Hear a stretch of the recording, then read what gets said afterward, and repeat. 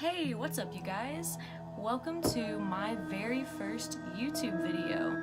I was debating on what type of video to start this channel off with, makeup, whatnot, but then I decided that I was going to do a true crime video.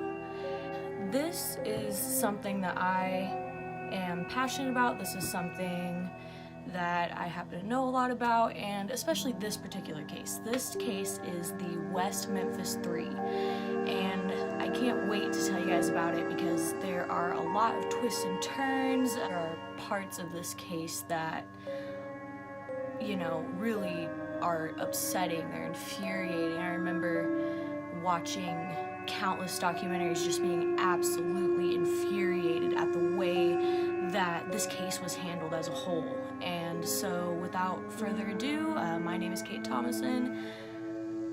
Welcome to my YouTube channel. Let's get started with the WEST MEMPHIS Three. So to know the story of how the WEST MEMPHIS Three came to be, you have to know all about the crime itself. So the crime was the gruesome murders of three 8-year-old boys. They were in 2nd grade. Their names were Steve Branch, Christopher Byers, and Michael Moore.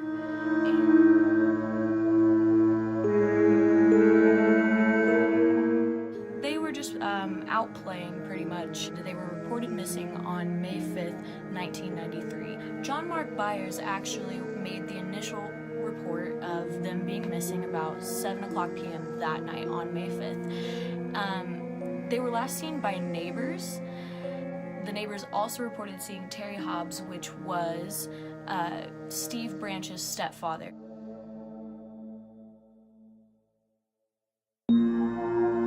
Calling them inside to come home. So after that, around 1:45 p.m. the next day, a police officer came across a boy's shoe floating in the creek at Robin Hood Hills. And then unfortunately after that they uncovered 3 bodies. They were identified as Steve Branch, Christopher Byers, and Michael Moore. They were brutally murdered. This was featured in the beginning scenes of the HBO documentary, which actually documented everything as it happened. It's a really cool documentary, but I will warn you that the very beginning does display them pulling the bodies, the actual bodies, out of the river. It's heartbreaking. They were hogtied by their own shoelaces, completely naked. Christopher Byers in particular had lacerations all over his body, and specifically his genitalia had been severely mutilated. This led to a lot of speculation because at the time, much like if you go back even further, there was this mass hysteria revolving around UFOs and UFO sightings. Well, similar to that, there was this satanic cult hysteria. So every murder was somehow linked to that in this time period, especially in West Memphis, Arkansas, in the Bible Belt. This was a widely believed theory that a satanic cult had murdered these 3 children. And so speculation and blame was automatically placed on Damien Echols because he was this kid who wore black and listened to Metallica. And he was very, very different from most people in his town at the time. And then that kind of placed blame on 2 other of his associates, Jessie Misskelley Jr. and Jason Baldwin.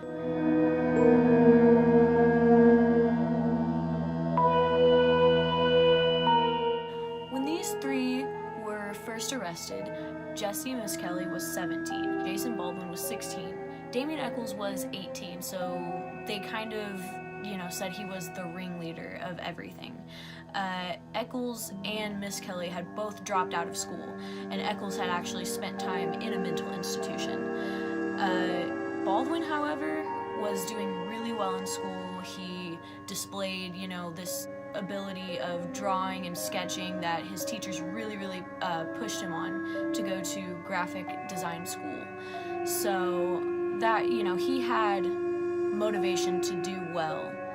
However, he was close friends with Damien Echols because they both mutually disliked the Bible Belt town, all that, you know, that type of feel. They really weren't into it, and so, you know, they kind of commiserated on that a little bit.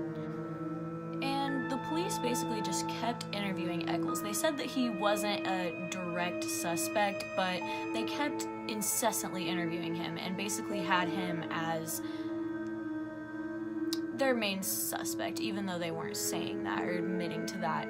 They really did. And then they made a decision to interrogate Jessie Misskelley. He wasn't, you know, Baldwin and Echols, they were really close friends, but Misskelley was kind of just an acquaintance of theirs. I believe the police's motives for questioning Jessie Misskelley were really skewed. I think that they just wanted to pin it on somebody because Jessie Misskelley had an IQ of 72. So he was mentally impaired. He was slow. His father gave him permission to go with the police, but did not give the police permission to interrogate his son. He was a minor, he was 17, and his father did not give consent to an interrogation. And the interrogation of Jessie Misskelley was pretty brutal.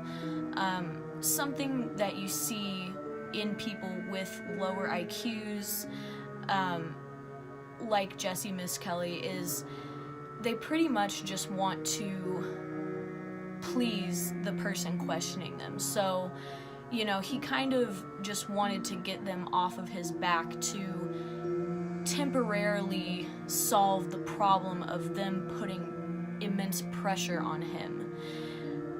And so he actually did confess to the murders. However, it was a pretty coerced confession. Parts of the audio tapes are missing. It's pretty sketchy altogether. You really can't count his confession. And they actually ended up having to split the trials up between Baldwin and Echols, and then Jessie had his own separate one because he did confess. Misskelley's confession could not be used against Echols and Baldwin, which was another reason why their trials were separate. Another important note is that Echols actually failed a polygraph exam. At least that's what they said. They said that he did show deception in his polygraph examination. He was noted for being interested in the occult type things, but he also claimed that that was more Wiccan related, which is relatively peaceful, I guess. It's not necessarily sacrificing 3 8-year-old boys type of stuff. It's more, as he explained it, using natural healing things and stuff along those lines, casting spells, stuff like that, but nothing too extreme, nothing homicidal about it, according to him, of course. In Jessie Misskelley's trial, a professional named Dr. Richard Offshee, I think is how you say that.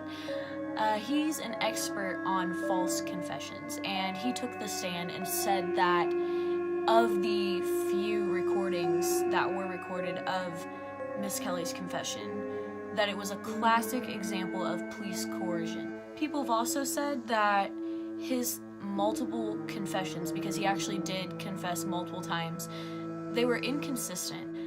It seemed like the police would try to get him to that point of saying what they wanted to hear, which I explained before he would do in order to get them off of his back.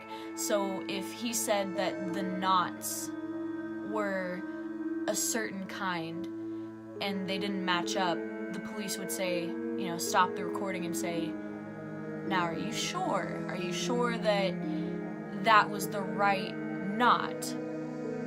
And they'd just keep going like that. So eventually, on February 5th, 1994, Misskelley was convicted of 1 count of first-degree murder and 2 counts of second-degree murder. He was sentenced to life plus 40 years in prison. And there were countless appeals to this, and they just kept saying, no, we're not letting you out, there's no way, etc., etc.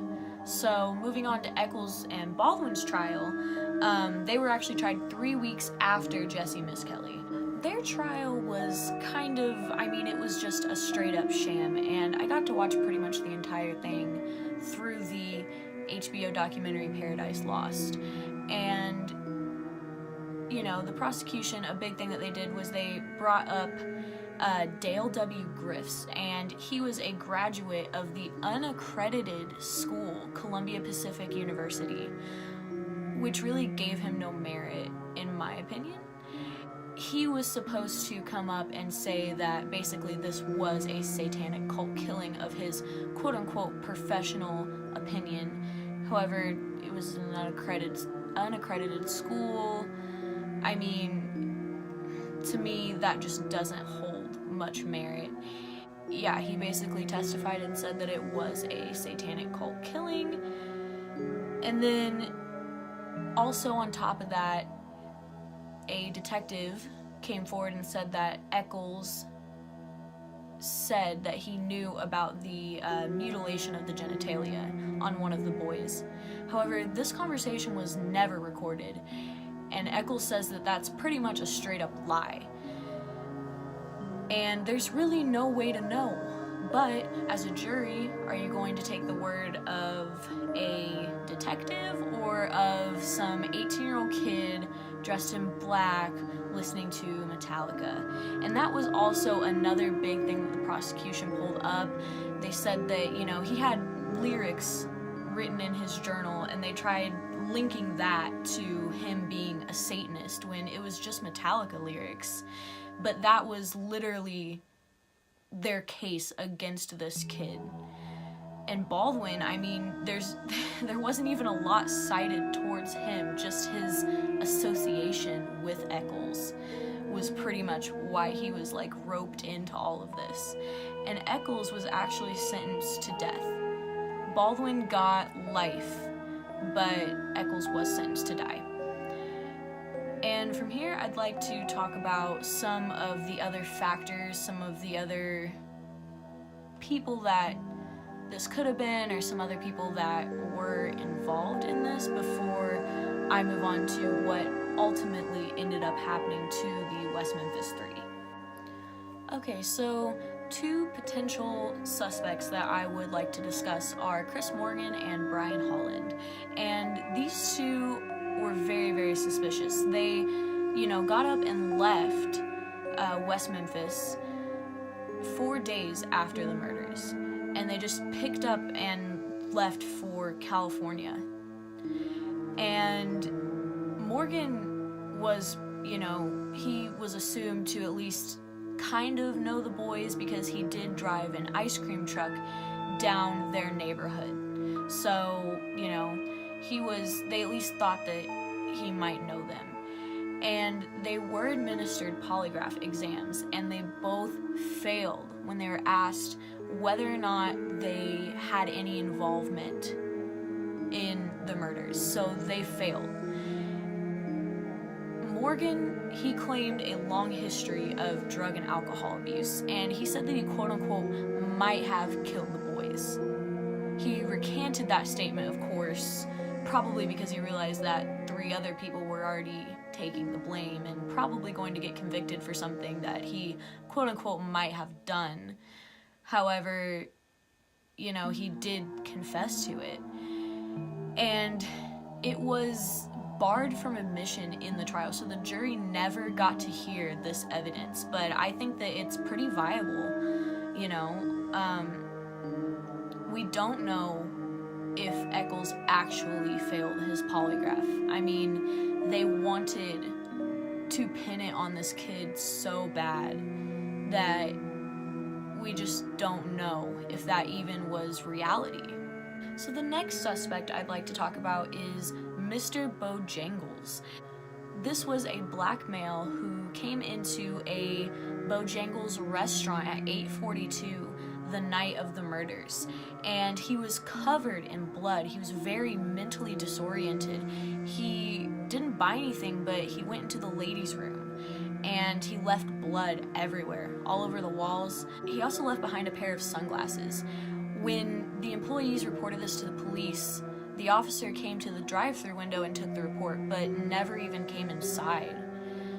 The next day when the bodies were found, the manager of the Bojangles decided to report it again to the police, thinking that there might be a connection. And they took blood samples from the bathroom. However, Detective Ridge, the same detective that said that Echols told him that he knew about the genital mutilation, claims to have lost those blood samples. Another thing, a hair of a black male was actually later found on a sheet that was wrapped around one of the victims. So this seems like, you know, a possible theory. You know, they didn't really follow up, which is, I think that's a complete injustice. You can't just zero in on a couple of suspects. You have to look at everyone and everything and every possibility. If someone's coming into a restaurant the night of the murders completely covered in blood, I mean, those blood samples are going to be really, really important, and you would think that those would definitely immediately be tested. And it's just really sad that that wasn't further looked into, because at the end of the day, you want justice for the 3 little boys who were brutally murdered. Whether it be these 3 or this man or whatever, you know, you want justice for those kids. Just putting someone in prison isn't enough if it's not the right person, obviously, because it's just going to cause more hurt and more pain for the families of everyone involved later on if that's found to not be the case. So another thing that's, you know, heavily criticized is the way that the police initially handled the crime scene. It was a mess. Dan Stidham, which was Jessie Misskelley's first attorney, described the scene as being literally trampled, especially the creek bed, which is where the bodies were found. They didn't call the coroner for 2 hours after discovering the shoe, and they didn't drain the creek bed to look for more evidence, nothing like that. They pulled the bodies out without the coroner being there, and what that did was that exposed the bodies to the elements for that amount of time. So like insects, stuff like that. They even said that the bodies, you know, some of the lacerations from the bodies, they thought actually later on ended up being animals that had done that, not, you know, satanic cult members, which is what they originally thought. And so it was pretty much, in my opinion, botched from the beginning. I think that they so badly wanted this to be a satanic cult instead of, you know, reality. Because the most likely suspect, in my opinion, is Terry Hobbs, which was Steve Branch's stepfather. He was last seen, well, the boys were last seen being called into the house by Terry Hobbs.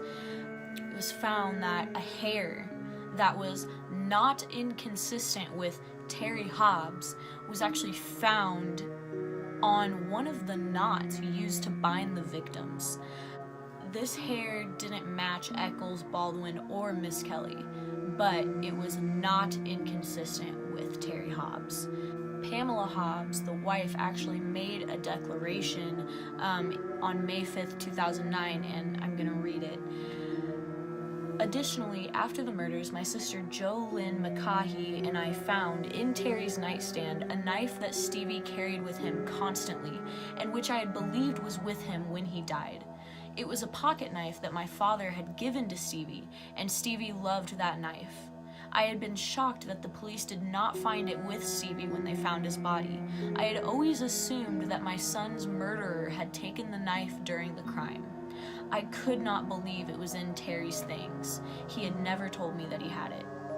So basically, what she's saying is that Steve never went anywhere without this little pocket knife, and that she herself thought that the murderers must have taken it if it had not been found with Steve's body.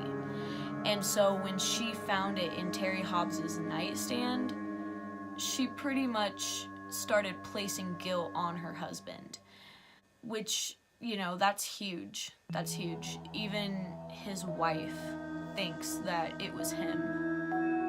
So, the overall outcome of this was 18 years later, after, you know, being incarcerated, having their lives being spent in prison, especially Damien Echols on death row, where, you know, since they're going to die anyways, they aren't, you know, taken care of as well. So after 18 years of enduring this, they were actually offered an Alfred's plea, which is extremely rare. It's basically where the state recognizes your innocence, but you're also still guilty. It's really, really obscure and weird. It's basically the state's way of letting them go free, but still not having to take responsibility for the witch hunt that they basically made these boys go through. The evidence was just so scarce, and with all of the DNA evidence coming out against Terry Hobbs, they just seemed more and more unlikely as the years went on. The sad part is they spent so many years of their lives in prison for something that they didn't do. And afterwards, they spoke out, of course. Jessie Baldwin helped direct a movie called Devil's Knot, which is a pretty accurate depiction of how everything went down throughout the trial and everything like that. It's a great movie. It used to be on Netflix. I don't know if it is anymore, but it's a pretty accurate depiction of from what I saw on the actual documentary versus that. And so he helped direct that, and Damien Echols, you know, speaks out all the time. I haven't really seen a lot about Jessie Misskelley. I think he kind of stays under the radar, but the other two are pretty active in speaking out about wrongful convictions and, you know, their experiences and stuff like that, which I think is awesome. It's just a horrific tragedy all the way around. You know, 3 little boys lost their lives, but so did 3 others. And that's just so tragic. So there you have it. That was the story of the West Memphis Three, and I really, really enjoyed making this video. I have been passionate about this case. I've written papers on this case. I've watched every documentary imaginable.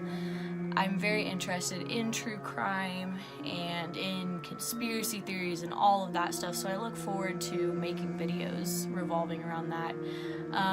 I'll see you guys next time. My name is Kate, and I hope that you have a really awesome day. Please subscribe. Please give this video a thumbs up. I'd really, really appreciate it. Thank you so much.